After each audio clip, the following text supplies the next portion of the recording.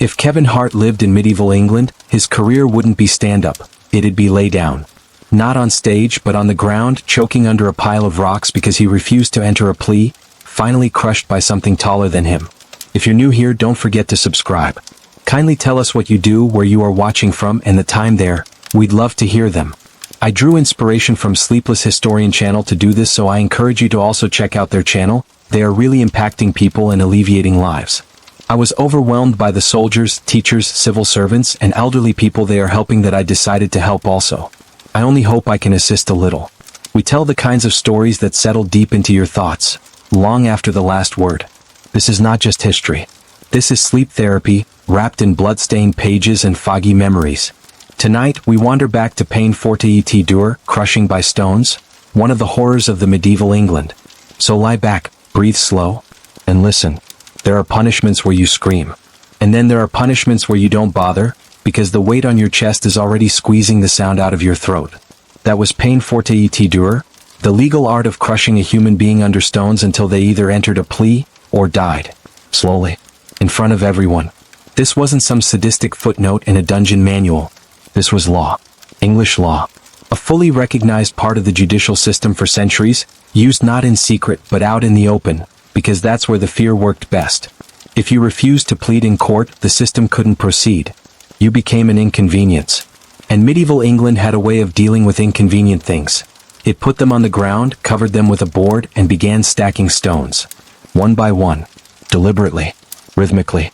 Until your bones bent, your lungs flattened, and your willpower leaked out of your mouth in blood and spit. The worst part? Some people chose it. That's not hyperbole. That's not dramatic retelling. That's historical fact. In a twisted loophole of English law, if you died unconvicted, meaning you never entered a plea, the crown couldn't legally seize your property. So if you were facing charges that guaranteed execution anyway, refusing to speak might mean your wife keeps the house. Your children inherit the land. Your name is ruined, your body is pulp, but your bloodline gets to eat. And so, men lay down willingly, gritted their teeth, and let the stones do their work. This wasn't a fast punishment. Nothing about it was efficient. The goal wasn't speed, it was pressure. Legal pressure. Psychological pressure. And yes, literal pressure, increasing with every added rock. 20 pounds, 30, 50. Ribs creaking, cartilage tearing, organs shoved aside like sacks of grain.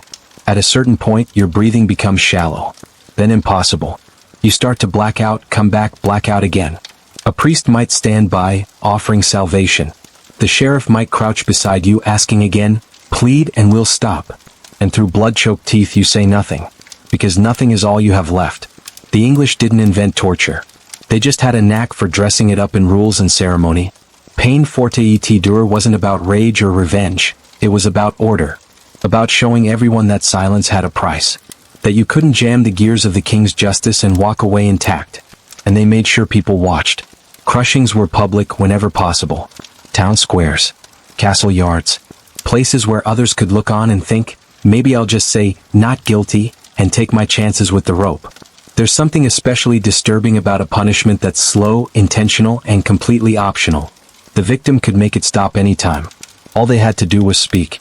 But for some, silence was the only way to win, even if it meant dying face down in mud, with pigs rooting around nearby and neighbors placing bets on your last breath.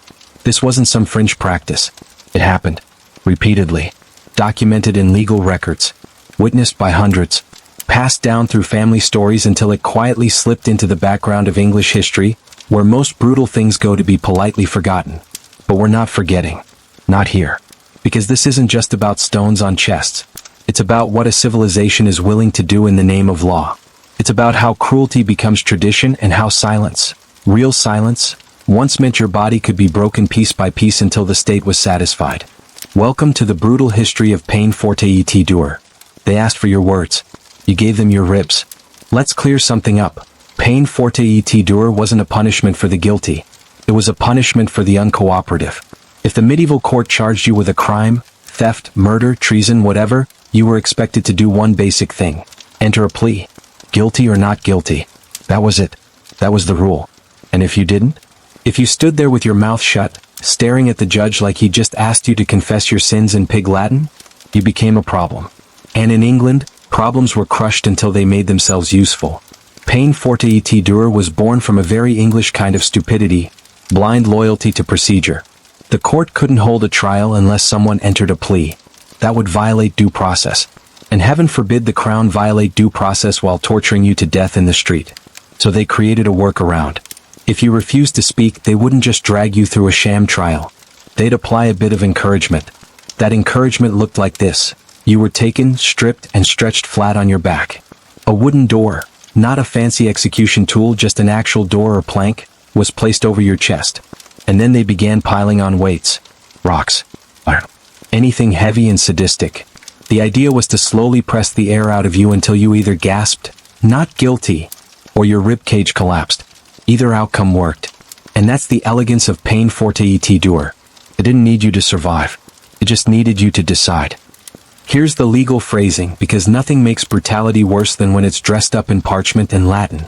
That the prisoner shall be remanded to the place whence he came, and put into a low dungeon, laid on his back naked, unless decency forbid, with as much weight as he can bear, and more, until he die or answer. As much as he can bear, and more. A phrase written by someone who never had to lie under a plank with stones stacked on their chest, listening to their own ribs snap like branches in winter. This wasn't some local custom practiced in the backwoods of Yorkshire. It was nationwide policy. Endorsed by the Crown. Used in real trials with real people. The courts weren't hiding this. They wrote it down. They recorded the weight, the time, the confession if there was one, or the death if there wasn't. It was a slow-motion execution that masqueraded as legal persuasion. But here's the grotesque twist. It worked. People broke. Not instantly, that would defeat the point, but eventually. After the first stone they screamed. After the fifth they begged. After the 10th they confessed. Maybe to a crime they didn't commit. Maybe to anything the judge wanted to hear, as long as it got the weight off their chest. And when they didn't break, well, then they died. But at least the court kept its hands clean. No conviction. No hanging. Just silence all the way down. But wait, it gets worse. Some people wanted this fate. Because in medieval English law, being convicted of a felony meant your property was forfeit. The state could seize your home, your land, your livestock, your boots, everything. Your wife and kids? Too bad. The king had expenses. But if you never entered a plea, and therefore were never technically convicted, your estate stayed intact. Your death was still ugly. But your family got to eat. And so, in one of the most disturbingly rational decisions a human could ever make, some chose the plank and stones. Chose to be pressed slowly into the earth in exchange for bread on the table their broken body would never sit at again. A quiet legal loophole filled in with crushed ribs. Peine Forte Dure wasn't used every day. It wasn't even used often. But it existed. It was real. And the fact that it was used at all says everything you need to know about the logic of justice in the Middle Ages. Don't plead? Fine. We'll crush the words out of you. This wasn't rage. It wasn't revenge. It wasn't even about guilt. It was about obedience. About a system that demanded you play your part, or pay the weight of your silence. And for the record, England didn't abolish this punishment until 1772. Let that sink in. 1772. While parts of the world were writing constitutions and playing harpsichords in powdered wigs, English courts were still legally flattening people for refusing to talk. One of the last known cases? A man named William Spigot, a thief and highwayman, who refused to plead and endured more than 400 pounds of weight before finally giving in and entering a plea. His silence nearly killed him. The law made sure of it. So when someone says, the justice system is broken, remind them, no, it's working exactly as it was designed. It just used to work with heavier stones. You stand in a cold stone room. The judge is staring down at you like you owe him money. A crowd of bored onlookers shuffles behind him, ready to watch something, anything, more interesting than their own miserable lives. You're bruised, hungry, maybe bleeding from the mouth. A man with ink-stained fingers clears his throat and says, guilty or not guilty? You say nothing. Maybe you're terrified. Maybe you're trying to think. Maybe you just don't trust the court, the process, or the sweating clerk who smells like boiled onions and looks ready to send you to the gallows over a stolen chicken. Whatever the reason you don't speak. Congratulations. You've just triggered a legal execution that won't be called an execution. You haven't pled, so you can't be tried. But they're not letting you walk away. You're not a person anymore. You're an obstacle. And obstacles in medieval England were handled the same way as rats and weeds, removed, crushed, and forgotten. And just to be clear, The law didn't require you to understand what was happening. Many accused were illiterate, confused, or foreign. Some barely spoke the king's English. Didn't matter. If you failed to give a clear plea, the system treated that as deliberate silence. And silence was deadly. The official record would note that you were standing mute by malice. Translation: you refused to cooperate, so now the court could get creative. At that point, the judge might warn you. Maybe even give you another chance. Plead and face trial, or refuse and face something heavier. And if you still kept your mouth shut, they'd turn the page in their manual and start preparations. A cell would be cleared. Or the dungeon. Or the yard. Anywhere flat and filthy. You'd be stripped and laid on the floor, usually face up. A board placed across your chest.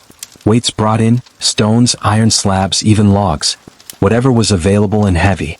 Then the sentence was read out loud, pressing until plea or death. No gag. No blindfold. You'd see everything. The stones were added slowly. That's key. This wasn't a sudden, smashing punishment. It was meant to convince you. 1 stone. Wait. 2 stones. Wait. Each one adding pressure. Each one a conversation. You still won't plead? Here's another 10 pounds. Still no answer? Here's 20 more. Eventually your breath turns shallow. Your heart thumps wildly inside a cage that's no longer shaped right. Your limbs begin to twitch. Your teeth cut into your tongue. And still the weights come. And the crowd watches. Some laugh. Some don't. But no one stops it. And if you think that's medieval exaggeration, let's talk about some real names. Margaret Clitheroe, 1586. A Catholic woman in Protestant England, arrested for harboring priests. Refused to plead. She knew that pleading and facing trial would expose others. Her family, friends, the very priests she'd hidden. So she stayed silent. They laid her in the street, placed a door on her chest, and piled rocks until she died. Her body cracked open in front of her neighbors. Or take Thomas Spigot, 1721. A robber, thief, and professional problem. Refused to enter a plea. The court tried to reason with him. He refused. So they brought out the board. By the time he finally begged for trial, he'd endured 400 pounds of weight. His torso was a bruise. His voice came out like gravel. He lived, just long enough to be hanged like they wanted in the first place. Refusing to plead was never seen as heroic. It was treated like defiance. And medieval England didn't admire defiance. They crushed it literally. The idea that you could stand mute and stall the machine offended every man who wore a wig and held a gavel. The irony, of course, is that in most other settings, silence is a legal right. You can stay silent during arrest. You can stay silent at interrogation. You can stay silent if you're smarter than your lawyer. But in this time and place, silence wasn't just suspicious, it was suicidal. And here's the true horror, they never even had to hate you. This wasn't personal. The judge didn't need to spit on you. The clerk didn't scream. The sheriff didn't gloat. They all just did their jobs. They read the books, followed the script, applied the stones. The cruelty wasn't in how much they enjoyed it. It was in how routine it was. This wasn't an execution, they'd say. You chose this. All you had to do was speak. 1 word. 1 syllable. But you didn't. And now your lungs are bleeding. Some victims pleaded after the first breath was squeezed out of them. Others held on longer. A few, a very few, stayed silent all the way to the end. Not because they were brave, but because death under a board was less frightening than the trial waiting on the other side. And then there were those who refused not out of defiance or confusion but strategy. Because if you weren't convicted, the crown couldn't take your land. That's the part that really burns. Some people died in silence not because they were criminals but because they were loyal. To their families. To their name.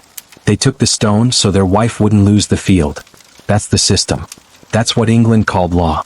You say nothing, and they respond with weight. Not metaphor. Not metaphorical weight of the state. Actual stones. Actual ribs. Actual death. It wasn't a mistake. It was policy. Every horror needs an excuse. In medieval England it was called due process. The crushing of human beings under slabs of stone wasn't some glitch in the system. It was the system. Fully legal. Carefully structured. Approved by robes and seals and men who could quote Latin between sips of wine. It wasn't chaos. It was order, just the kind that doesn't blink while your chest caves in. Welcome to the twisted genius of English law. Let's start with the obvious. In most societies, if someone refuses to speak in court, the judge either assigns a plea or moves on. Not in medieval England. The entire structure of common law, the sanctified rules that still haunt modern courts today, was built on a single brittle thread. A plea must be entered. No plea? No trial. No trial? No conviction. No conviction? No punishment. This was not acceptable. So, rather than fix the system, rather than acknowledge that maybe they needed a fallback plan for silence, the law did what it always does when it meets resistance. It built a punishment that forced compliance. Peine Forte et Dure wasn't a workaround. It was an enhancement. The legal professionals of the day, judges, magistrates, crown officials, knew exactly what they were doing. And they were proud of it. The beauty of it to them was how it kept the process clean. It didn't violate the sacred order of trial by jury. It simply motivated you to participate, by pressing you into the earth. The logic was simple and devastating. If the accused is obstructing justice by refusing to plead, they must be compelled to speak, by force if necessary. And if they died in the process, that wasn't murder. That wasn't state violence. That was self-inflicted silence. This legal ritual had structure. There were protocols, forms, ceremonies. It wasn't done in secret. A judge had to authorize it. A sheriff or bailiff had to oversee it. Weights had to be accounted for. If you were going to be crushed, it had to be documented. And that's where the genius becomes grotesque. Because the entire idea of Peine Forte et Dure relied on the illusion that it wasn't punishment, that it was simply a response. You weren't being executed. You were being given a chance to comply. Until your bones said otherwise. And let's talk about those who designed this madness, the so-called legal minds behind the weight. They weren't maniacs. They weren't blood-drenched sadists. They were clerks, lawyers, judges with manicured beards and shelves of statute books. These were the architects of law, and they built a mechanism where the body became the lever. A living switch to flip the machine of justice back on. They believed they were preserving the sanctity of law. They thought this made the system fair. Fair, when a man is laid on cold stone, stripped naked, and told he can end the agony with a single word. Fair when silence is no longer a choice but a death sentence. Fair when the weight of law is literal, measured in pounds and delivered by hand. And if you think the legal minds didn't know what they were doing, let me remind you, they wrote it down. Over and over again. Case after case. Legal treatise after legal treatise. They analyzed it. They debated it. They published it. Take Sir Edward Coke, the Crown's favorite legal commentator in the 17th century. He described Peine Forte et Dure as a most severe punishment, but justified it because the silence of the accused was a threat to justice itself. To Coke, the law was holy. A man refusing to plead wasn't just being difficult. He was blaspheming the system. And the system responded with weight. No emotion. No vendetta. Just stone. That was the brilliance of it in a horrifying way. Peine Forte et Dure didn't require a crowd of angry villagers or a rogue king. It wasn't mob justice. It was formal. Controlled. Each added stone was the law saying, "You're not following the script, so we'll crush the silence out of your lungs until you do." And the worst part? It worked. Judges used this not because it was efficient. It wasn't. People could take hours or days to die. But because it preserved the illusion that justice was being done by the book. That no corners were cut. That the sacred order of trial was upheld. Let's also not forget how convenient this punishment was. The state didn't have to hang you. Didn't have to sentence you. Didn't have to execute you. You did that part yourself, by refusing to speak. You brought on your own death. It was your silence. Your resistance. Your body breaking under the legal weight you refused to acknowledge. So yes, the system got to kill you and still say its hands were clean. And this, somehow, was considered justice. In case you're wondering how long this horror was allowed to exist, Peine Forte et Dure wasn't abolished until 1772. For perspective, that's just 4 years before American colonists threw a tea party over tax stamps. While revolutions were being plotted and Enlightenment philosophers were arguing about liberty and reason, England was still using medieval body squashing to encourage courtroom participation. The irony is thick enough to choke on. The same system that birthed trial by jury and common law also included a clause that let the state murder you for refusing to participate in your own prosecution. That's not justice. That's a hostage situation with a legal certificate stapled to it. So when people today speak reverently about the rule of law and how civilized English justice has always been, remember the board, the stones, the man underneath it all. He wasn't resisting the law. He was crushed by it. First they take your clothes. Not to humiliate you, though that's part of it, but to make sure there's nothing between your skin and the wood. Nothing soft. No protection. Your shirt won't stop the law. Your dignity's already left the room. You're laid out like meat on a butcher's table. Back flat. Arms spread. Face to the ceiling, which is either the inside of a dungeon or the gray sky above, depending on how public they want your punishment to be. The floor is cold. Dirt, stone, or sometimes wet straw. Doesn't matter. You won't feel it for long. Then comes the board. It's not elegant. There's no custom-made torture device, no polished wood from a craftsman who specializes in execution furniture. It's just a door. Sometimes literally a door pulled from a hinge. Flat. Heavy. Splintered. Sits across your chest like a lid waiting to be weighted. The executioners aren't monsters. They're workers. Just men doing their job, loading the law pound by pound. They start slow. Maybe one rock. A slab of iron. A chunk of old masonry from the castle wall. Nothing fancy. Nothing rushed. You're expected to plead now. Some do. The first weight drops and they scream it, guilty, guilty, or not guilty, please. And the board is lifted. The stone's removed. The breath, if you're lucky, comes back. But if you don't, they keep going. And this is where the punishment stops being legal theory and becomes body horror. Real, grinding, clinical destruction. 1 pound at a time. The first few weights make it hard to breathe. Your ribs flex. You try to shift, but you're pinned. Your arms twitch. Your face turns red. The pressure builds. It's not pain yet, not really, more like panic. Like drowning on dry land. Then comes the second layer. Your sternum starts to strain. The cartilage groans. You can't take deep breaths anymore, only shallow gasps that make your head spin. You try to call out, but it's too late. Your voice is thin. Unheard. The crowd leans closer. Maybe someone takes a bite of bread. More weight. You feel the first pop around now. It's hard to say which rib gives first. Maybe one near the top. The sound is muffled by your own skin. It's not a clean break. It's a slow split. A fracture. Like snapping a frozen branch with your bare hands. Pain floods your chest. Not sharp. More like crushing electricity pulsing with every breath that doesn't come. Still no plea? More weight. Your chest flattens. The board presses deep into muscle and bone. Your collarbone starts to bend. Shoulders locked.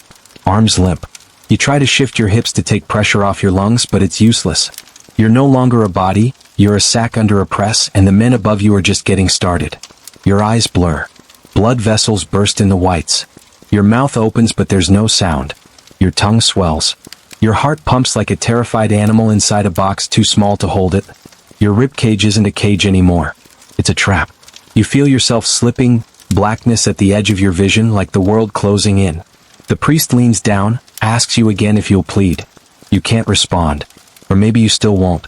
Depends what kind of man you were.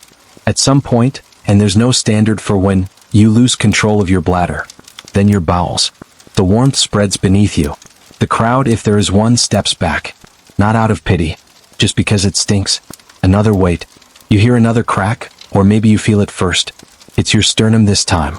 It doesn't snap like in the stories. It crumples. You're being pressed from above and the bone simply gives up. A soft, sickening shift of structure. You don't scream anymore. You can't. One of the men places a final stone. Maybe the 100th. Maybe the last one you'll ever feel. And now your lungs are barely working. You take in air, just enough to keep your brain online. That's the cruelest part. Your heart and lungs are too strong. They keep going. Even crushed, your body doesn't know it's allowed to quit. It fights to survive while your ribs have stopped playing along. It's not like drowning. It's not like burning. It's like being buried alive, slowly, by the people who asked for your confession. No one rushes. That's the elegance of it. The horror. This isn't a guillotine. It's not the gallows. There's no drama, no climax.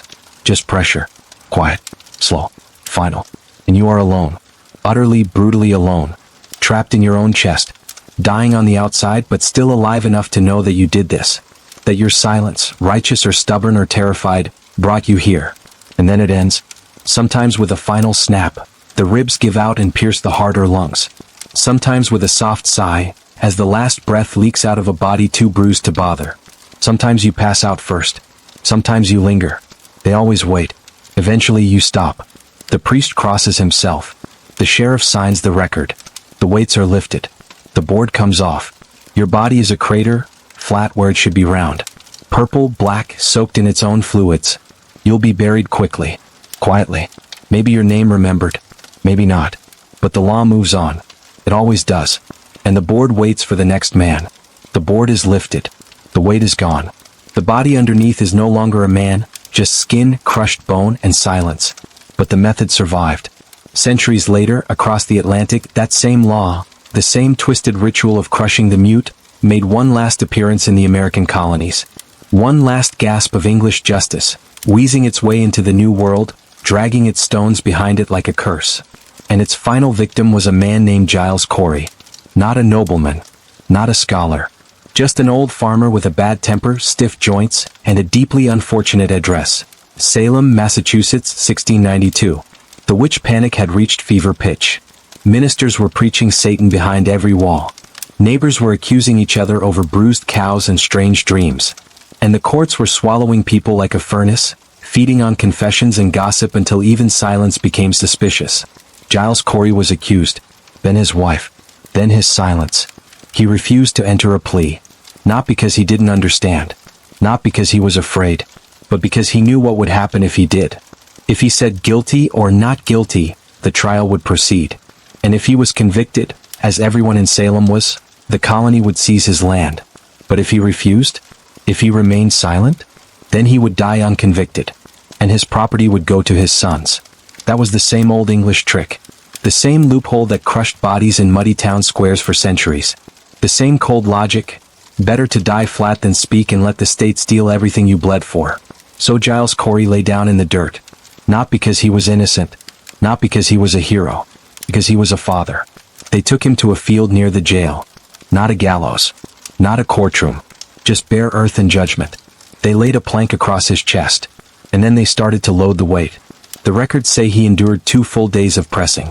That's not poetic exaggeration. That's historical fact. 2 days of agony. 2 days of gasping, twitching, choking, groaning beneath the weight of law made literal. 2 days of people standing around and watching a man be turned into paste because he wouldn't say 2 words. Will you plead, Giles? The sheriff leaned in, smug, smiling. Corey looked back with eyes nearly swollen shut, blood running from his nose, his chest crushed to a hollow drum. And he rasped. More weight. Not a plea. Not a confession. A dare. He knew exactly what they were doing. And he wanted them to know he knew. He wanted the sheriff to feel every added pound in his own conscience. He wanted the court to choke on their rituals. And so he asked for more. And they gave it to him. Stone by stone. Until he cracked open. Witnesses said his tongue lolled out of his mouth. That his eyes burst. That the board bent inward where his ribs had collapsed. His groin ruptured. His lungs bled. And still they kept asking, will you plead? And still he said nothing. Giles Corey wasn't crushed to death for witchcraft. He was crushed because he refused to speak. The witch trials hang people. The pressing? That was English law. Imported. Preserved. Executed. He is the only person in American history to be legally pressed to death. And the only one, perhaps, to weaponize the silence they wanted to destroy. After his death, the court couldn't seize his land. It passed to his sons just as he planned. And Sheriff George Corwin, the man who loaded those stones, died less than 5 years later of a sudden violent illness. Locals whispered that Corey had cursed him with his final breath. Whether or not that's true doesn't matter. What matters is this. The law did what it was designed to do. It made an example. It made people watch. And it killed a man who wouldn't play along. The board was lifted. The crowd drifted away. The field was quiet again.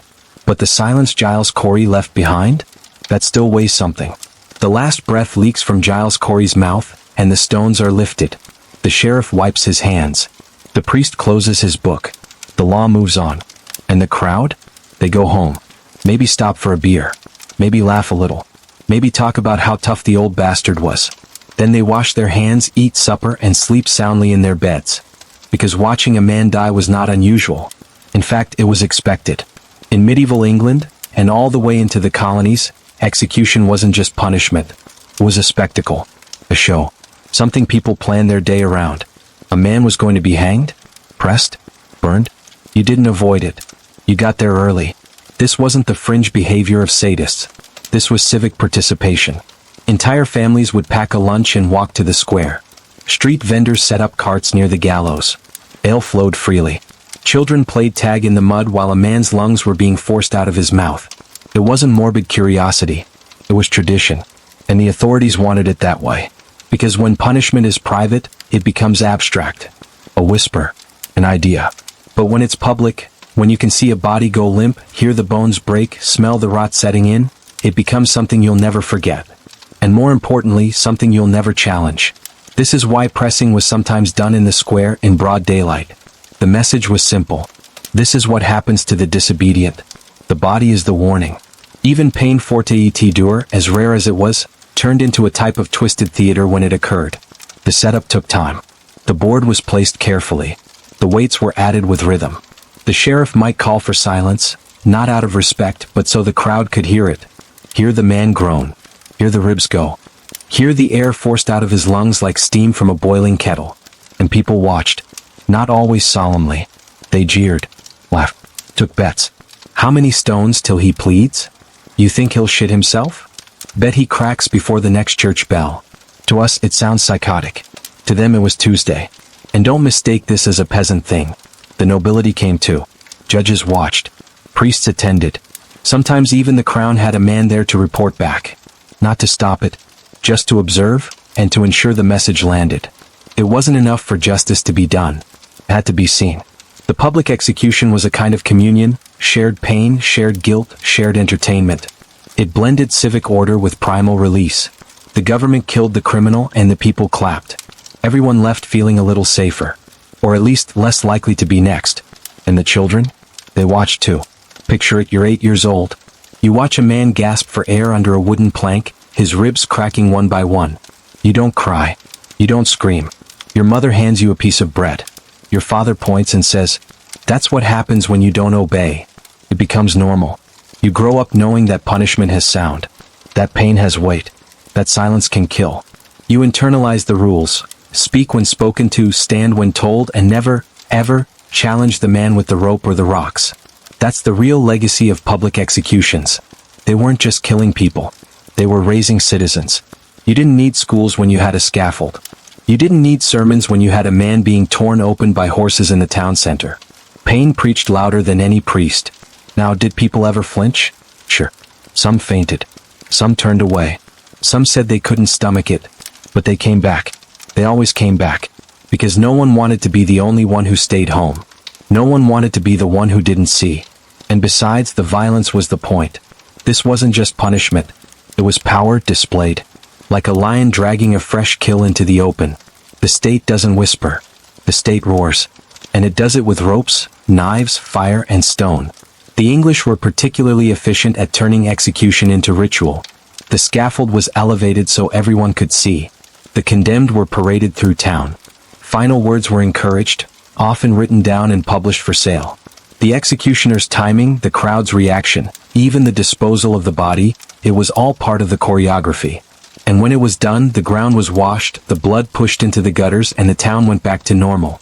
Because this was normal. Justice in the square. Broken bodies beneath a cheering crowd. The cruelty wasn't just in what they did. It was in how casually they did it. There's a reason it persisted for so long, because it worked. It kept people in line. It entertained the board. It gave the state its visible authority. The broken body was the receipt. Proof that the law had been enforced. And people believed in it, just like they believed in the church, in the king, in the stones. Because you saw the man who refused to plead. You heard him break. And you knew, if you ever did the same, the board would be waiting for you too. This wasn't justice. This was theater with a body count. And everyone had front row seats. If being crushed under rocks wasn't your flavor, don't worry, medieval England had options. Because for every man who refused to plead and found himself slowly pancaked under a door, there were dozens more who met the law's creativity through iron boots, thumb screws, heated cages, and anything else the crown could invent to turn punishment into performance. The English legal system wasn't a single-track monster. It was a toolbox of agony, carefully curated and expanded over centuries. And what's most disturbing? None of it was rogue. None of it was unsanctioned. These weren't back-alley torturers. They were officials, judges, officers, churchmen. This was all written into the fabric of law. And when the sentence came down, the state didn't just punish your body, it designed the punishment to match the offense. It was personalized hell. A little flair. A little variety. After all, justice should be memorable. Let's start with the rack. The rack, England's favorite stretching routine. The rack wasn't some legend pulled from medieval horror fiction. It was real and it was popular. A long wooden frame, rollers at both ends, and ropes to bind your wrists and ankles. As you lay flat, they turn the rollers. Slowly. Methodically.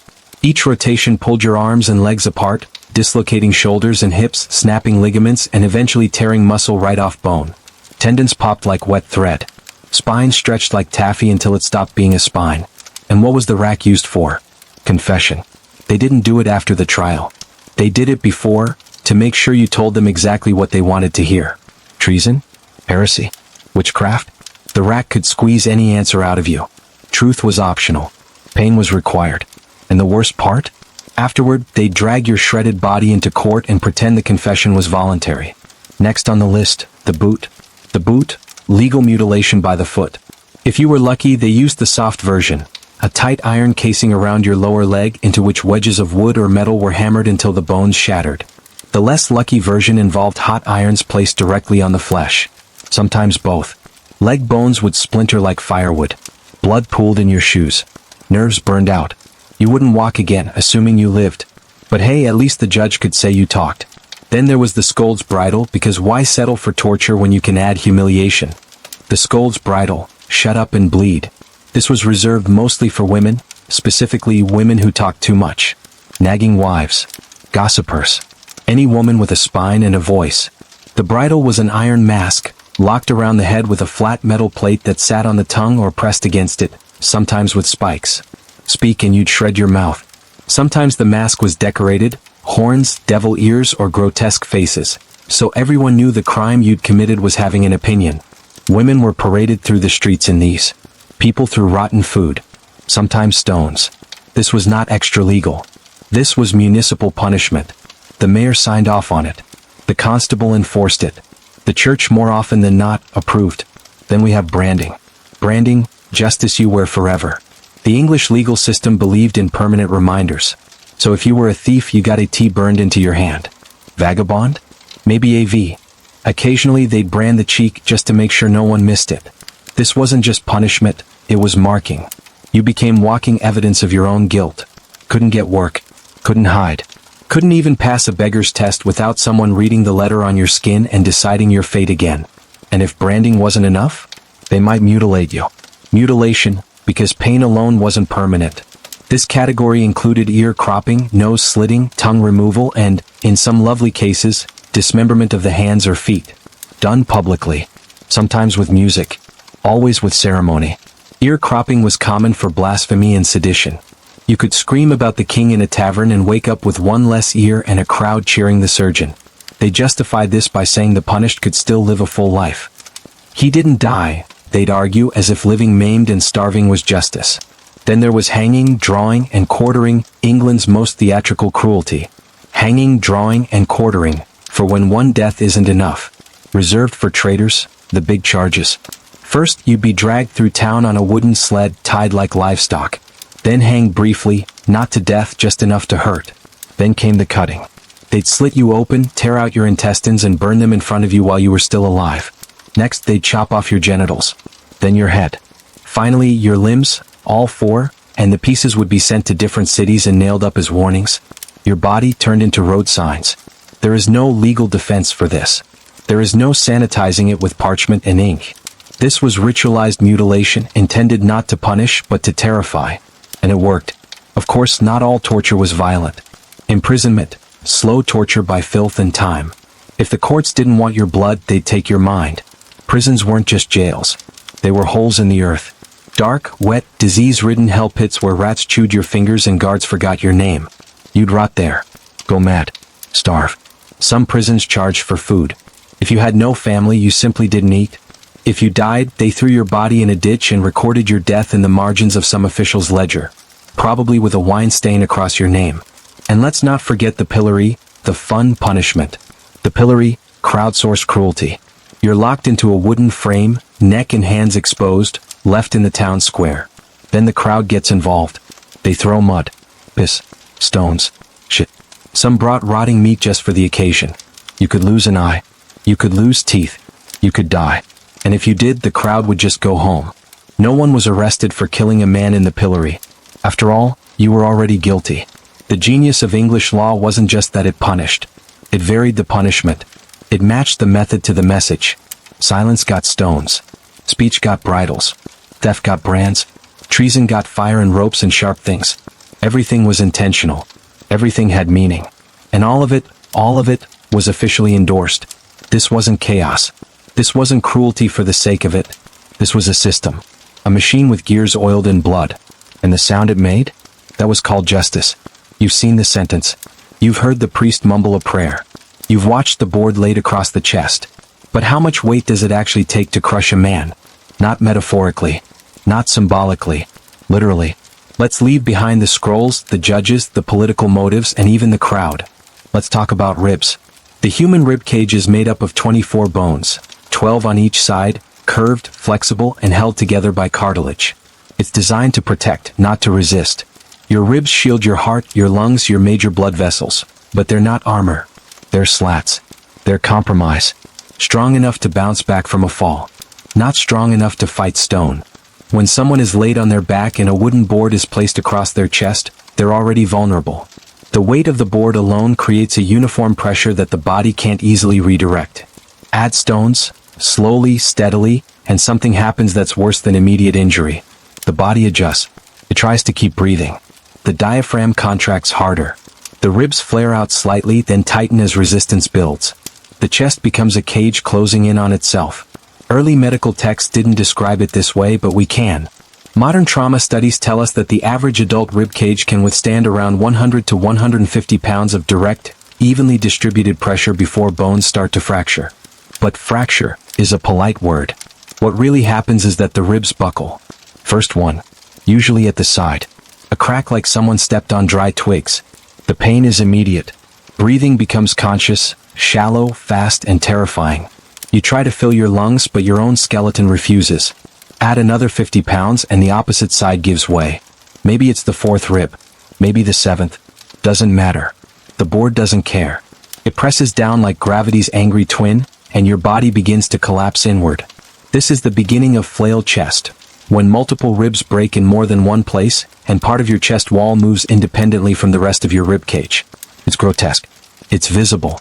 The skin pulses strangely with each labored gasp. Inhale, the flail section sinks. Exhale, it balloons. You're now suffocating in slow motion.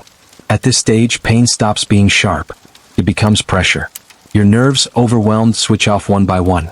You stop feeling individual points and begin to feel a generalized sense of being crushed, like drowning without water. And you're still alive. To rupture the sternum, the thick flat bone in the center of your chest, requires a direct force of about 200 to 300 pounds, depending on body size, bone density, and the distribution of the weight. But Peine Forte et Dure wasn't about one sudden load. It was a layered execution. Stone by stone. Pound by pound. This made the crushing more cruel, not less. Sudden trauma breaks. Slow pressure sinks. It doesn't just damage bones, it displaces them. Fragments from shattered ribs can puncture the pleura, the thin membrane around your lungs, causing a hemothorax, blood filling the chest cavity. Or they slice into the lungs themselves, collapsing them like bags of air stabbed with knives. Breathing stops being noisy. It becomes wet. Fluid, blood, bile, frothy mucus fills the airway. Coughing is impossible. The weight of the board pins the throat shut. The tongue swells. The nose runs uncontrollably. You don't scream. You gurgle. By the time the lungs begin to fail, not just collapse but stop trying, your body is panicking. Heart rate spikes. Blood pressure drops. Your brain, starved of oxygen, starts to shut down non-essentials. First goes memory, then coordination, then consciousness begins to flicker. You fade in and out. Sometimes you see the crowd. Sometimes you hear the priest. Sometimes you're just floating in a bright red sea. At around 350 to 400 pounds, if the weight is well distributed and sustained, the chest cavity itself begins to compress. The heart is squeezed. It can't fill between beats. Blood backs up into the veins. The face swells. The eyes bulge. The tongue pushes forward involuntarily. If you're still awake at this point, and yes, somewhere, you might start to hear rushing in your ears. That's your own blood sloshing where it doesn't belong. Pulmonary arteries snap. The trachea flattens. You make a last gasp and inhale nothing. Then the brain dies. Not in an instant. Not like a light switch. More like a candle snuffed by wet fingers. Giles Corey, they say, lasted 2 days. Pressed with stones in an open field. No plea, no scream. Just defiance. Just lungs filling with blood. More weight, he said. That line gets remembered like it was poetry. But behind it was the anatomy of failure. A ribcage designed to protect, giving way. Lungs meant to keep a man alive, surrendering. A heart, overworked and cornered, finally giving up. And behind all of that, the law. Smiling. Taking notes. So, how much does it take to crush a human chest? Not as much as you'd hope. Not as much as you think. Just enough for the law to make its point. Just enough for the people to remember. Just enough to break a man who won't speak. At some point during your slow death, you open your eyes and see a face. Not God. Not your family. Not the priest mumbling prayers like a man who's late for dinner. No, the last face you see is his. The man loading the stones. He's not wearing a mask. There's no dark hood or bloody axe. No ceremony. No drama. He doesn't need to hide his face because he's not breaking the law. He is the law. He's the executioner. And as he places another slab across your chest, he might be whistling. The executioner wasn't born a monster. That would be too easy. No, in most towns he was hired. Sometimes conscripted. Sometimes inherited. If your father worked the gallows, you probably did too. The job passed through generations like a farm or a family trade. Except the product wasn't crops. It was corpses. These men weren't random sadists off the street. They were paid officials. Hired by the crown. Protected by legal immunity. Given tools. Given a schedule. Often given housing. Sometimes even respected, in a distant, uncomfortable sort of way. And while the church may have had its hands on your soul, the executioner had his hands on your bones. You'd think a man whose job it was to crush another man to death would be frothing, unstable, cold-eyed. But it's worse than that. He's usually bored. He doesn't scream. He doesn't taunt. He doesn't cry. He counts. He times. He waits. He lays the board gently, like putting a blanket on a child. Then he selects the weight, carefully. Too much too fast, and the man dies before the lesson sticks. Too little, and you waste everyone's time. This is a process, a performance. And the executioner is the stagehand. He doesn't decide guilt. He doesn't write laws. He just executes them, precisely, efficiently, and, when necessary, slowly. Some were known by name. Richard Brandon, the hangman who supposedly executed King Charles I. Jack Ketch, infamous for botching beheadings so badly it became a national embarrassment. Others faded into anonymity, remembered only in town ledgers and death records. Payment of 10 shillings to John the Smith for duties in pressing of the prisoner who stood mute. 10 shillings. For crushing a man's chest. Sometimes they were despised. People refused to speak to them, sell to them, share a church pew. Other times they were feared. Children were warned, mind your tongue or the hangman will come for you. But always they were necessary. Because without them the system stopped. Here's a thought. What kind of man wakes up in the morning and prepares to crush another man's chest? He doesn't write poetry. He doesn't wonder if he's on the right side of history. He puts on boots, washes his hands, maybe eats a piece of bread. Then he walks to the square and does his job. If he's good, the man lasts a while. If he's sloppy, the ribs break too early, and the poor bastard dies before the confession. But here's the thing. Most of them were good at their jobs. Because bad executioners got noticed. And in a system that prized efficiency disguised as morality, that wasn't allowed. Some pressed with stone. Others used iron. The weight varied.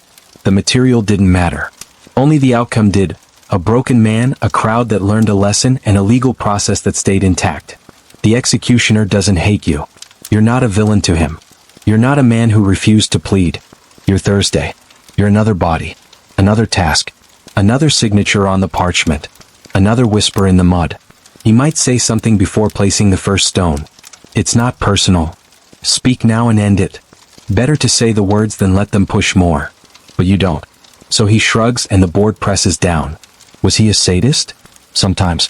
Some took pride in their work, not in the killing but in the neatness of it. The consistency. The order. They kept count of stones used. Measured how long a man lasted before breaking. Wrote notes in the margins of court documents. Others drank themselves into stupors between assignments. Spat at their own reflections. Slept in barns far from town. One pressed a man until he coughed blood, then vomited behind the jail wall. Wasn't ready for the sound, he said. Another was reported as whistling a hymn during an execution, while the crowd begged him to stop. But whether they enjoyed it or not isn't the point. The point is they existed. Someone had to do it. Someone had to keep the wheels turning. And that someone had to be close enough to hear your last breath, see your eyes go, and place the final stone that told the system. This man has complied. In death, if not in word. Executioners weren't anomalies. They were functionaries. They didn't break the law. They were the law's hands. Hands that laid the board. Hands that selected the stone. Hands that did not shake when your ribs caved in. And when it was over, when the body stopped twitching and the priest whispered his last words, those hands removed the weights, cleaned the board, and waited for the next name to appear on the list. Because someone else would refuse to plead. Someone always did. And the law always needs its tools. It doesn't start with screaming. It starts with stillness. Maybe the murmurs of a crowd. Maybe the voice of the sheriff reading the charge aloud, more for ritual than meaning. But beneath the words, beneath the robes and prayers, is something colder. You're lying on your back, restrained, half naked, staring upward at the wood beam that's about to become your ceiling, your crucifix, your executioner. The first weight hasn't even touched you yet, but already your body knows. The fear isn't sharp. Dull. Like waiting for a wave you know will pull you under. The first stone comes down with no fanfare. It lands heavy and deliberate across the wooden board that lies flat across your chest. There's no immediate agony. That's the trap. The board spreads the weight, and for a few seconds, it feels manageable, unpleasant, but survivable. You shift slightly. You think maybe you can outlast this. That's the first lie you tell yourself. The second is that it'll be over quickly. But the executioner isn't done. Another stone is added. Then another. It isn't the number that matters, it's the timing. They give you just enough space between each new burden to feel your ribs adjust. Your chest rises less. Breathing becomes conscious, then labored. Shallow inhales. Gasping exhales. Muscles tense against the board. You're not panicking yet, but your body is asking questions your mind isn't ready to answer. Questions like, what happens when I can't breathe? As the pressure increases, your diaphragm starts to lose its rhythm. What used to be automatic, breathing, blinking, swallowing, now becomes manual labor. Your heart rate picks up, not from exertion but from dread. You don't feel individual bones breaking yet, but you feel the threat of it like an echo just behind your sternum. At this stage, you're not pleading. Not yet. That will come. The first crack doesn't sound like anything. Feels like your chest caved in a few millimeters. One rib bends past its breaking point. Maybe it's the fourth. Or the sixth. It doesn't matter. Your body notices. It sends signals. The nerves light up. Now you're in it. You cough but you don't get it out. There's no space in your lungs for a proper expulsion. You taste copper. That's blood. You're bleeding inside. The board dips lower. People are watching. You can't see them anymore, not clearly, but you know they're there. You can feel their presence like heat in a closed room. Some are silent. Some aren't. You hear someone mutter something about your face turning colors. Someone else laughs. One of the stones shifts and it's adjusted. You realize they've done this before. By hour 3, the pain becomes everything. You stop thinking clearly. Your eyes are dry. Your mouth is slack. Saliva runs down your cheek because you don't have the strength or breath to swallow. The board feels heavier than it is because your muscles are tired. Not from movement, from resisting, from bracing, from dying slowly. Your spine aches. Your shoulder blades dig into the ground. You begin to hallucinate, not vivid dreams but flickers. Shapes at the edge of your vision. Lights where there are none. The priest leans down and offers you another chance. Just say guilty or not guilty, and it ends. You try to answer. You open your mouth, but your throat is dry. The words won't come. That's when they add more weight. Now your ribcage is failing. The structural integrity is gone. What's left is a mess of bone and cartilage doing its best to look like a chest. The pressure isn't just external, it's inside you now. Your heart doesn't have room to beat. It flutters. Your lungs are paper bags pressed beneath bricks. Every twitch of your diaphragm sends lightning through your torso. You want to scream but you can't. You try to cry. You don't. Your vision pulses. In and out. You hear buzzing. Your lips are blue. The fingers of your right hand begin to curl inward involuntarily. You lose feeling in your legs. This is your body quitting. One system at a time shutting down. Blood is pooling. Your organs are bruised. The crowd is less talkative now. Some turn away. They've gotten what they came for. Others are fascinated. It's not every day you see a man flattened. Sometime between hour 5 and 6, your ribs finally give. Not one by one. They fold together, like rotten slats under a roof that's taken too much rain. Your sternum bends. Your heart is compressed against your spine. The pressure becomes fatal. Your lungs deflate. Your breathing becomes impossible. And still you're not dead. Not yet. There's a stage just before death where everything stops working, but the brain hasn't gotten the message. You are, for a few moments, awake inside a dying body. You hear the priest praying. You hear a child crying. You feel the weight, every last pound. You wonder how many they used. You try to remember who you are. You can't. And then something breaks that can't be fixed. Your chest caves completely. The board settles lower. The executioner touches it, testing the slack. A final stone is placed. No rush. It's tradition. Then nothing. You're still.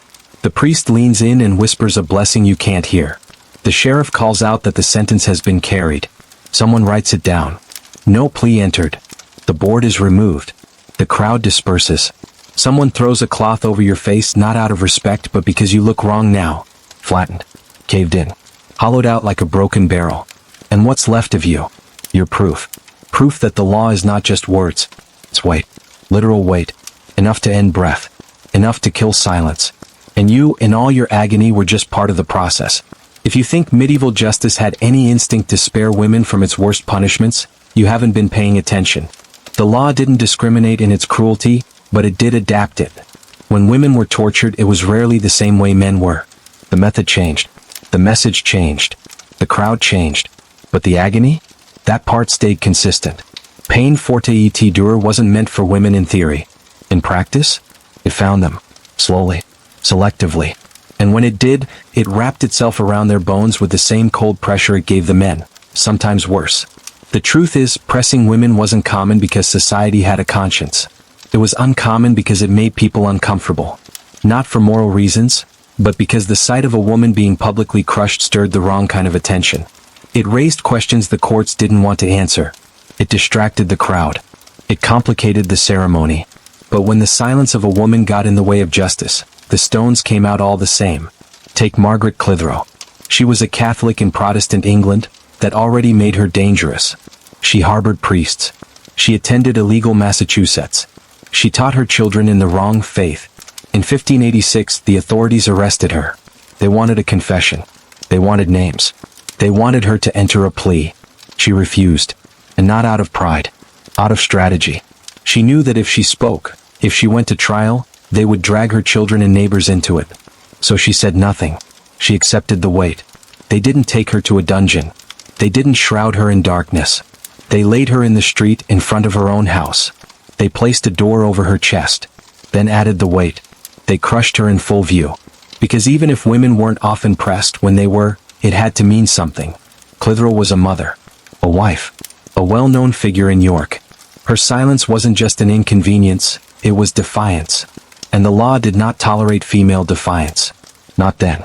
Not ever. So it made an example of her. She was slowly pressed over the course of 15 minutes. The weights were added quickly. Her ribs gave. Her lungs collapsed. Her spine snapped. She was dead before anyone could call it mercy. They buried her in secret, her body broken, her name remembered only because of how badly they needed her to break, and how much it cost them when she didn't. And Margaret wasn't alone. History forgets the others. Women who went unnamed, undocumented, or folded into the records as wife of or dissenter. The law didn't always crush them physically. Sometimes it found other ways. Ways that were quieter but just as brutal. Because while men were pressed under stones, women were often pressed by shame. Their punishments were crafted for exposure. The scold's bridle, an iron muzzle that locked over the head and forced a sharp metal tongue into the mouth, was one favorite. Its purpose? To silence. To punish women for talking too much, gossiping, contradicting their husbands, or just having opinions in public. It wasn't enough to restrain them. They had to be paraded. They were marched through town wearing the bridle, often with devil horns or animal ears attached, so that everyone could mock them appropriately. They drooled. They bled. They lost teeth. And then they went home, if they were lucky, with their mouths torn open and their reputations in ashes. This was legal, sanctioned, endorsed by the same courts that crushed men with stones. There was also the ducking stool, a charming contraption that dunked women into rivers for offenses ranging from suspected witchcraft to quarrelsomeness. You sat tied to a chair, raised over a pond, then plunged underwater again and again until you either confessed or drowned. Either outcome worked. And while we're here, let's not skip over witchcraft trials. Though not technically Peine Forte, they echoed the same philosophy. Silence is guilt. Speaking is guilt. Anything a woman does that challenges the order is guilt. And for that guilt, the law didn't just kill you, it destroyed you publicly. It stripped you, shaved you, poked you, dunked you, bound you, and burned you. Because the medieval system wasn't just about punishment. It was about humiliation. And for women, humiliation was always part of the sentence. When women were pressed under stones, it carried a different weight than when men were. It wasn't just about getting a plea. It was about flattening rebellion in its most unacceptable form. A woman who thought she had agency. A woman who wouldn't speak when told, or worse, who spoke too much. And the crowd? They watched differently. A man being pressed drew silence, awe, maybe even reluctant admiration. A woman? The crowd jeered, mocked, spat. Some watched with sick curiosity. Others turned away not out of mercy but because the pain of a woman struck a different nerve, one that wasn't as easy to process. One that reminded them that their wives, sisters, daughters, could one day lie under that same board. That discomfort didn't stop the law. It just made it more precise. Women weren't spared from Peine Forte et Dure. They were targeted differently. And when they were crushed, it wasn't just their bones they were breaking.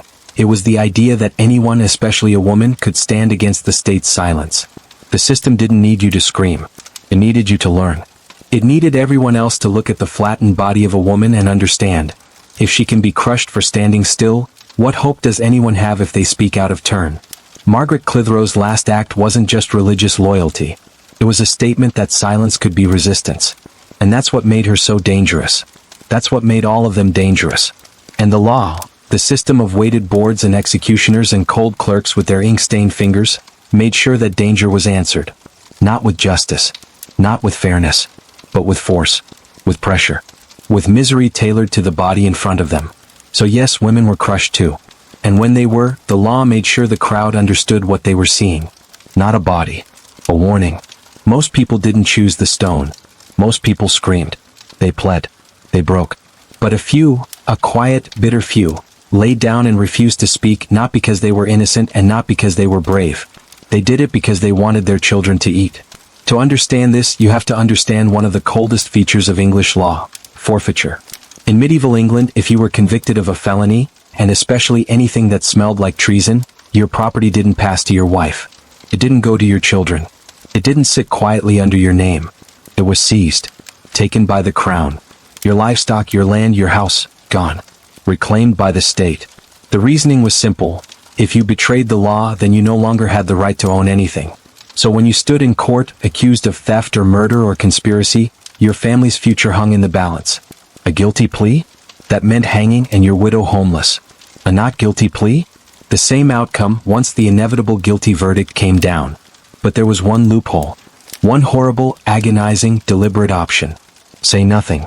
If you refused to plead, the trial couldn't proceed. No trial, no conviction. And if there's no conviction, the law couldn't legally seize your property. Your land stayed in your name. Your possessions passed to your kin. They couldn't take what you owned, because technically you died unjudged. But there was a catch. You had to be pressed to death. That was the price of protecting your inheritance. You lay down under a wooden board and let the crown crush the plea out of your chest, or fail to. And if you died before you spoke, your family won the case. You lost your life, but you won the game. Some men did exactly that. Deliberately. There are records. Small, grim mentions in court rolls. Stood mute by malice. Expired under weight. Lands passed to next of kin. The language is dry. Clinical. No note of the fact that the man's ribs collapsed under half a dozen granite blocks while a priest begged him to say something. No note of his children watching from the edge of the crowd. No note of the mother clutching her dress to keep from running forward. Just ink. Just outcome. Just procedure. These weren't martyrs. These weren't revolutionaries. They were desperate people making desperate calculations. If you were already doomed, if the case was stacked against you, the witnesses lined up, the jury trembling with anticipation. Pleading meant death and forfeiture. But silence? That was a gamble. A painful, horrible gamble. But at least it left something behind for those who had to go on living. You didn't die screaming, "I'm innocent." You died quietly, your lungs folding in on themselves, your heart crushed sideways under the stone, and your last thought a single hope. At least they can keep the farm. Can you imagine it? Can you imagine lying still while the weight builds, not because you're strong but because you're a father? Because your daughter needs the chickens. Because your son has no trade. Because your wife is already ruined by the stain of your arrest and losing the land would kill her next. So you shut your mouth. Not as defiance, but as inheritance law. That was the genius of it. The savagery. The final cruelty. The state created a punishment that forced men to choose between their own lives and the survival of their families. And when the stone settled in and the board cracked against the ribs, the system could still wash its hands and say, "He refused to cooperate. We gave him the option." And they were right. You did have a choice. Say a word and die poor. Or die slow and leave something behind. Giles Corey understood this. That's what people forget. It wasn't just stubbornness. It wasn't just resistance. It was strategy. He knew the law. He knew the weight. He knew that silence was the only weapon left when everything else had been taken. He didn't just die under stones. He died with intent. So did others. We don't know all their names. The history books don't preserve them. But the legal records are there. Numbers, dates, shorthanded notations of those who went quiet and stayed quiet until the wait finished the conversation.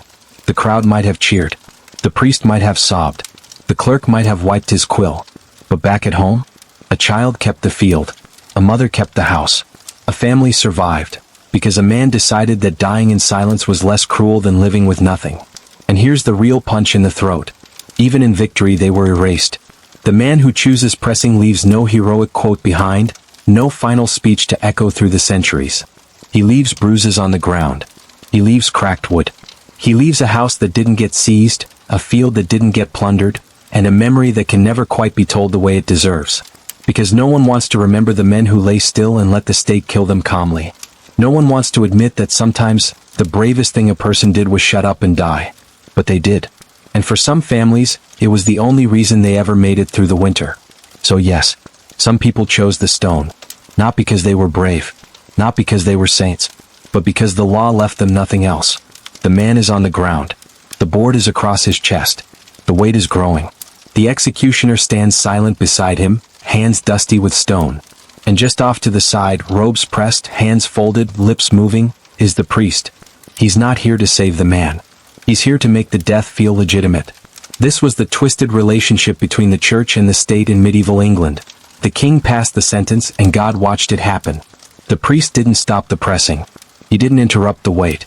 He stood by and prayed, mumbled scripture as ribs cracked and lungs folded. He offered confession. He whispered blessings. And if the man died under the stones, the priest stepped forward and commended the soul to God. The body, of course, was still garbage. You might think the church would have fought this.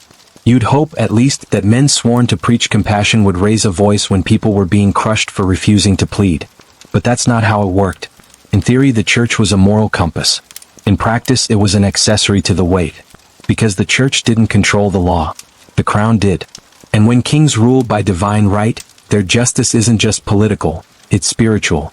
What the king says is lawful becomes, by default, righteous. God didn't just sit above the courtroom, he blessed the gallows. Priests were often required to attend executions. Not to protest, to perform. They'd offer last rites, hear confessions, and sometimes even preach to the crowd about the holiness of justice. They weren't there to ask if the punishment was fair. They were there to remind you that dying under the law was still part of God's plan. And what did that mean for the condemned?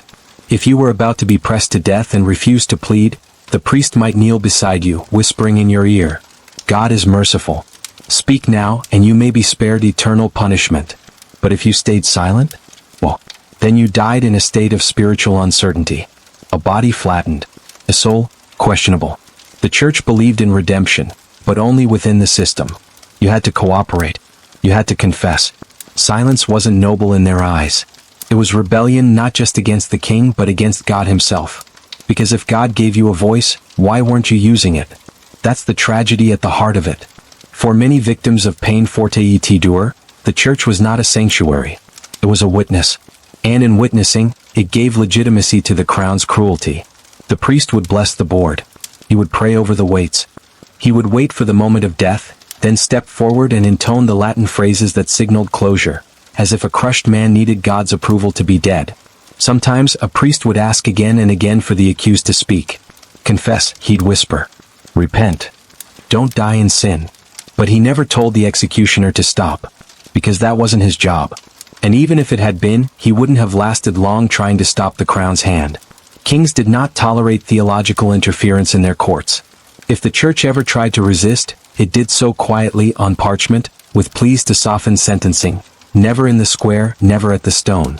In fact, there are records of priests advising compliance, advising men to speak, not because it would save their lives, but because dying convicted and forgiven was better than dying in silence and being left in limbo.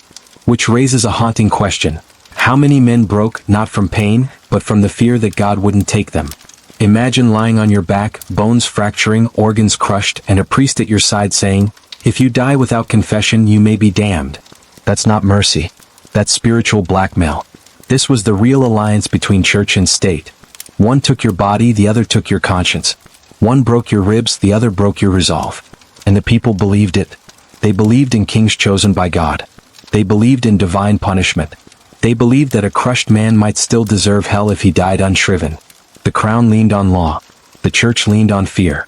And between the two of them they made compliance feel holy.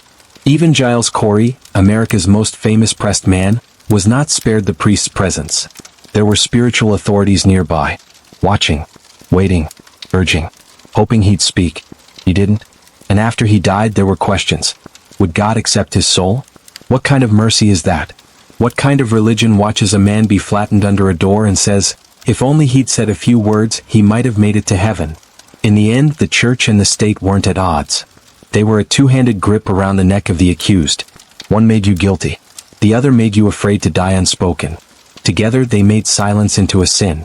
So no, the priest didn't stop the crushing. They sanctified it. They stood beside the law and made it look holy. They gave the pain a blessing. They gave the blood a prayer. They made sure that when the weight took your breath, it didn't look like murder, it looked like divine order. And the next time someone said, "Why didn't he just speak?" the priest could shrug and say, "Only God knows." But the truth is everyone knew. They knew exactly why men went silent. They knew exactly what the law would do. And they knew that when the board came down, God wasn't the one placing the stone. The board is on his chest. The first weight has been placed. The priest murmurs something pious and forgettable. The executioner adjusts the stone with practiced hands.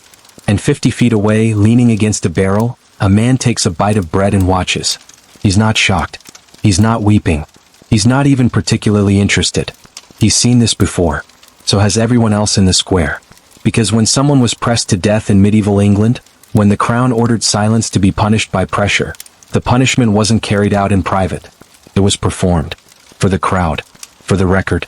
For the effect. Public punishment wasn't just about the person under the board. It was about everyone standing around them. The system needed eyes. It needed witnesses. It needed people to walk home afterward and say, "I saw it. I felt sick. I'll never cross the law." And so they came. Crowds gathered when word spread that someone was to be crushed. The method was rare, which made it even more attractive. Hangings? Common. Beheadings? Often botched. But a man slowly crushed by stone, that was special. That was a story to tell. They came early to get a good view. They brought ale. Some brought children. The vendors showed up too, selling pies, meat, drink, anything to pair with the smell of blood and broken ribs. It wasn't morbid to them. It was routine. And when the man refused to speak, when the board came down and the first stone landed, a hush might fall. But it never lasted. Because as the weight built and the condemned began to twist, cough, wheeze or plead, the crowd reacted. And they weren't quiet about it. Some cheered. They cheered when bones cracked. When blood was coughed up. When the priest asked again and the man still refused to plead. Not because they were evil, though some were, but because that's what crowds do. They respond. They engage. They treat justice like theater, and the condemned like the lead actor in a tragedy nobody paid to watch, but everyone felt entitled to review. And if the man on the ground held out longer than expected, the crowd got bored. They talked. They ate. Some wandered off. Others heckled. "Just say it, man. You're not gonna win. Bleedin' idiot wants to die poor." The irony being that many in the crowd couldn't read, couldn't write, and wouldn't have known the legal loophole that kept a crushed man's land in his family's hands, but they'd still insult him for dying smart. And then there were those who treated it like a game. Coins were tossed toward the body. Not in sympathy, as bets. As dares. As gestures that blurred the line between entertainment and participation. Someone might bet on how long he'd last. How many stones it would take. Whether he'd cry out before the end. A few brave or drunk, Fools shouted mockeries at the priest too. "Pray louder, Father, I don't think he heard you," over the sound of his chest folding in. Laughter followed. Then silence. Then another stone. But not all reactions were loud. There was a quieter group. The ones who stood with arms crossed, staring blankly. Not laughing. Not weeping. Just watching. Stone-faced. Numb. These were the ones who'd seen it too many times. Who had maybe known someone, a cousin, a neighbor, a friend who'd been crushed the same way. Who didn't come to cheer or jeer, but because not coming felt like denying reality. Because in medieval England, public death was not a break from normal life. It was normal life. And some brought their children. That's not a myth. That's not dramatization. Children were expected to witness justice. They were shown the cost of disobedience. Watch closely, a father might whisper to his son. That's what happens when you don't follow the law. The child wouldn't ask what the man did. It didn't matter. And then there were the women. Some wept. Some stood with stone expressions. Some turned away. And some, when the condemned was someone they knew, a brother, a husband, a father, collapsed before the second stone was even placed. Their grief was not welcomed. It was tolerated. To weep too loudly was to disrupt the performance. To scream, to beg, to try and stop the execution? That would earn you cuffs or worse. There are records of women being arrested for protesting a public punishment. The law didn't mind you watching someone die. It only objected when you made a scene about it. So what was the emotional impact? What did the people feel? Very little most of the time. Because this wasn't a world built on empathy. It was built on hierarchy. On survival. On the understanding that you obey or you suffer. And if you suffered, you were no longer one of us. You were an example. A cautionary tale. Crowds don't cry for examples. They study them. And they walk home with their hands full and their hearts unbothered. Maybe they tell the story to someone who missed it. Maybe they joke about how the man's tongue stuck out at the end, or how his last gasp sounded like a pig. Maybe they forget him before sundown. Because that was the point. The man dies. The crowd sees. The fear spreads.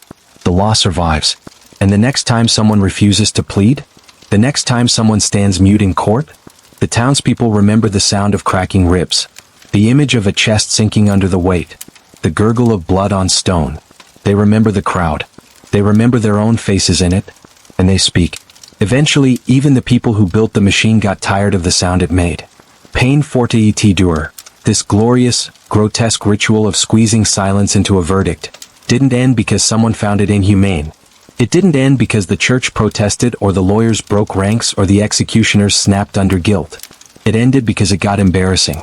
In a country that prided itself on order, on process, on law, there came a point when flattening people with stones started to feel uncivilized. Not to the poor, mind you. They never had a say. But to the judges. The scribes. The thinkers who fancied themselves more Roman than barbarian. The ones who started to care what the neighbors thought. It wasn't one event that triggered reform. It was a slow disgust, like watching rot crawl over a banquet table. More and more people had to look each other in the eye after oppressing and pretend that justice had been served. They had to write it down. They had to send reports to London. And each time, it got harder to dress up the scene in Latin and official seals. By the 18th century, even England, the same England that tied people to posts and burned them alive for having the wrong imaginary friend, started to question whether slowly crushing the chests of mute defendants was a bit much.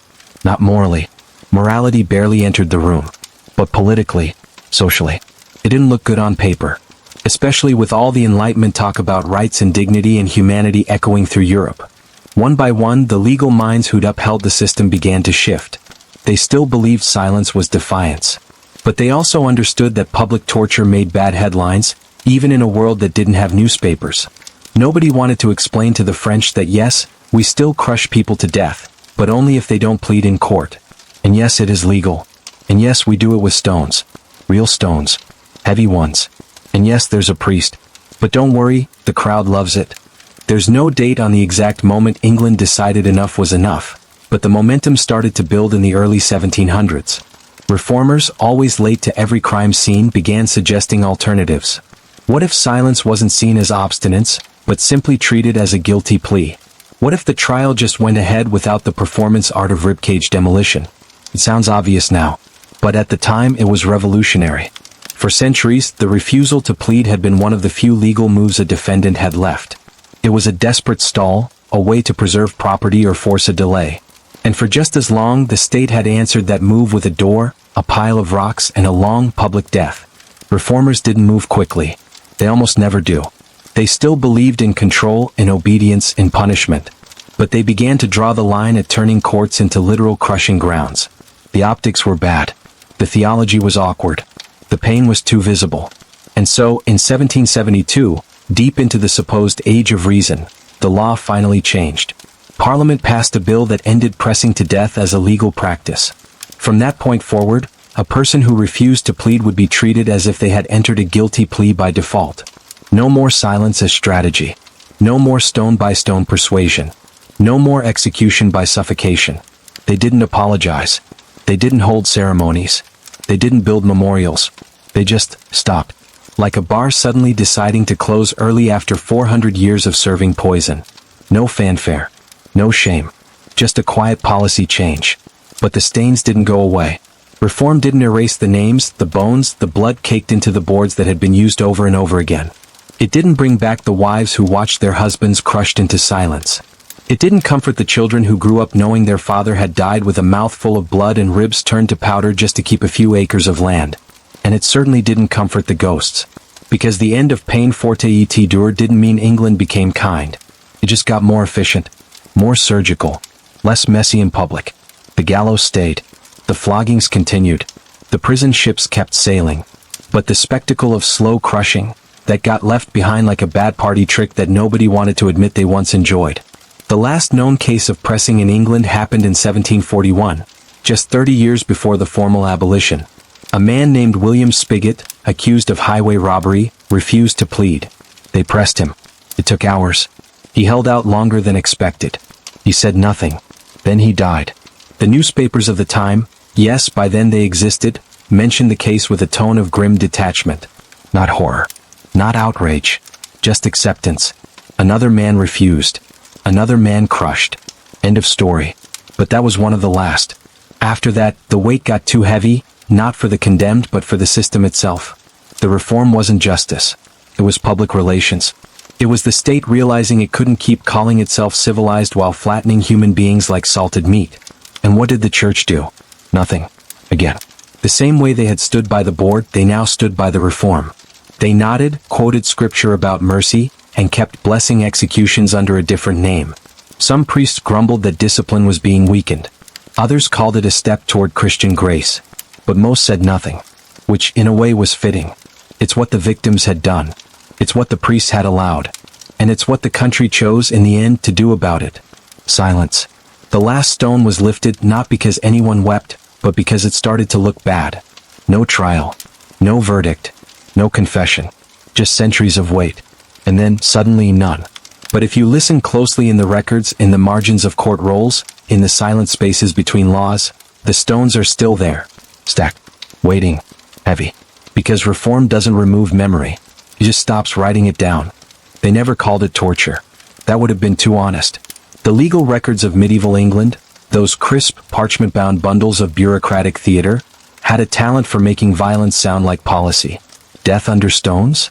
Noted as stood mute, died under pain.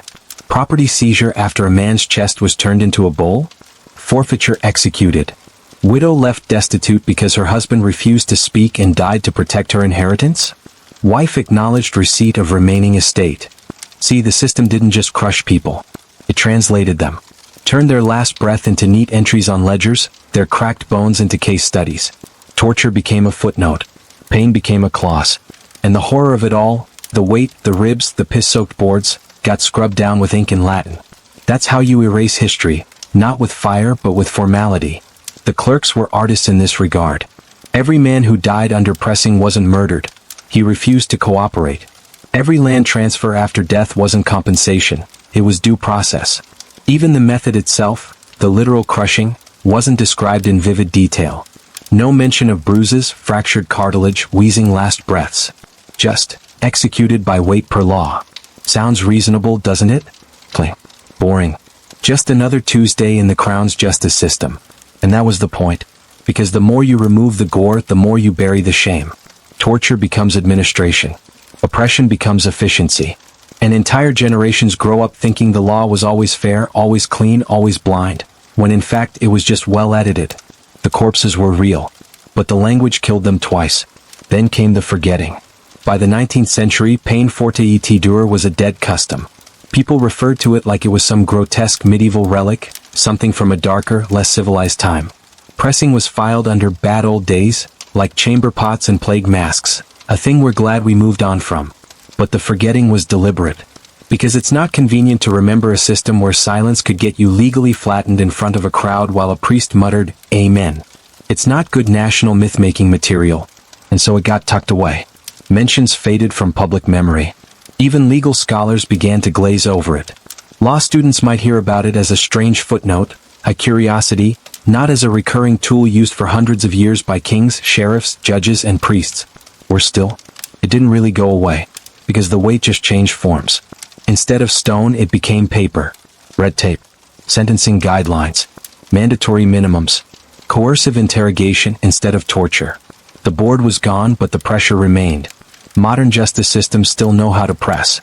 They just do it with longer sentences, with plea deals that punish silence, with threats wrapped in legalese. You don't die with a crushed sternum anymore, you just rot in a cell because you didn't cooperate the right way or fast enough or at all. And the language still lies. No one today says, "We're crushing this man."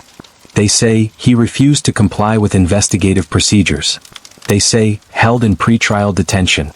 They say, "Forfeited rights by obstruction." Same weight, just prettier names. And then there's the audience, the crowd that never really left.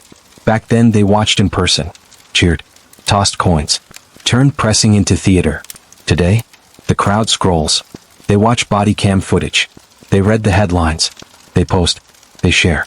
They speculate. They move on. Public justice is still entertainment. We just change the stage. The state still shows us pain. And we still watch. And we still say things like, "He should have just done what they asked. Why didn't he cooperate? He made his choice." Sound familiar? It should. That's exactly what they said when the stones were laid. That's what they said when the ribs cracked.